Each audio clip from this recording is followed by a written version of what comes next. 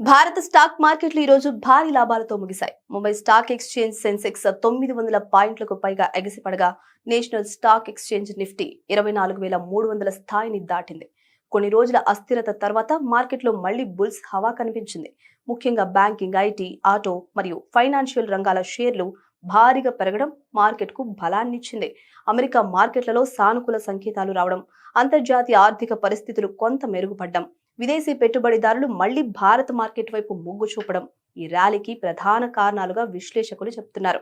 అదే సమయంలో దేశీయ పెట్టుబడిదారులు కొనుగోళ్లు కూడా మార్కెట్కు మద్దతిచ్చాయి. ముఖ్యంగా పెద్ద కంపెనీల షేర్లలో కొనుగోళ్లు పెరగడంతో సూచీలు వేగంగా పైకి వెళ్లాయి.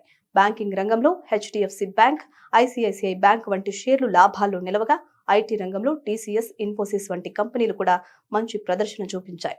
మార్కెట్లో ఈ పెరుగుదలతో ఇన్వెస్టర్ల సంపద భారీగా పెరిగింది.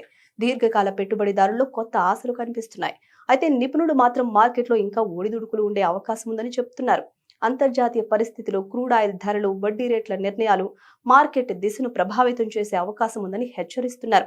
అయినా ప్రస్తుతం మాత్రం దలాల్ స్ట్రీట్ లో బుల్స్ హవా స్పష్టంగా కనిపిస్తోంది. మరి జోరు ఇంకా కొనసాగుతుందా లేక మళ్లీ మార్కెట్లో కరెక్షన్ వస్తుందా అన్న దానిపై ఇన్వెస్టర్లు ఆసక్తిగా గమనిస్తున్నారు.